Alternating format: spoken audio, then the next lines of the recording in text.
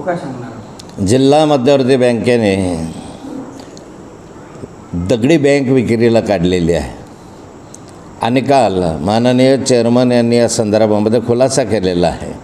काल जिल्हा मध्यवर्ती बँकेच्या मीटिंगला माझे मोठे बंधू वारल्यामुळे मी जाऊ शकलो नाही.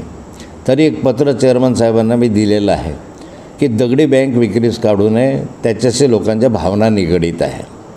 पण संजीवभाऊ पवारांनी त्या ठिकाणी त्याला उत्तर देताना सांगितलं किंवा या संदर्भामध्ये जिल्हा बँकच्या विक्रीच्या संदर्भामध्ये अनेक प्रकारे आधी JT महाजन सूतगिरणी विक्री झाली, मधुकर साखर कारखान्याची विक्री झाली, अनेक संस्थांच्या विक्री झाल्या असं त्यांनी त्या ठिकाणी सांगितलं. त्याच्यासोबत भावना जुळलेल्या नव्हत्या का असा मला त्यांनी प्रश्न केला.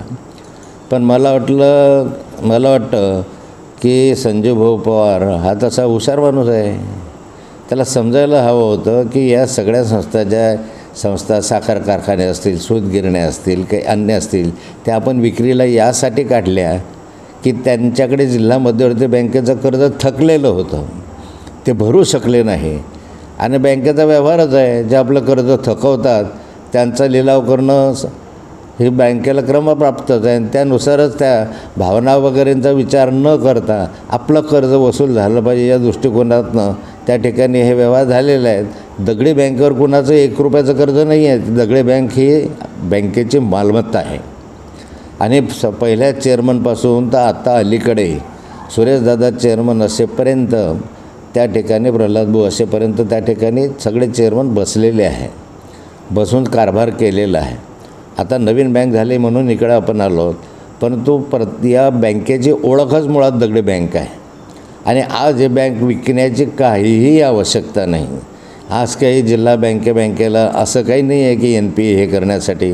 NPA जर दूर करायचा असा विचार चेअरमन साहेबांनी केला असता तर धरणगाव तालुक्यामध्ये जे बेकायदेशीर कर्ज त्यांच्या या माध्यमातून दिलं गेलेलं आहे ते आधी वसूल झालं असतं. NPA प्रमाणात काही प्रमाणात दूर झाला असता. पण या ठिकाणी सर्व शेतकऱ्यांच्या भावना याच्याशी जुळलेल्या. माझ्याकडेही अनेक शेतकऱ्यांनी तक्रारी केल्या की ही बँक विकू नका, काही कारण नाही विकण्याचं. ती बँक काही केली, थोडीशी दुरुस्ती केली तर ते बँक चांगली राहू शकेल. आणि ते हेरिटेज बँक आहे, 100 वर्ष झाले त्या बँकेला जवळ स्वतः आहे.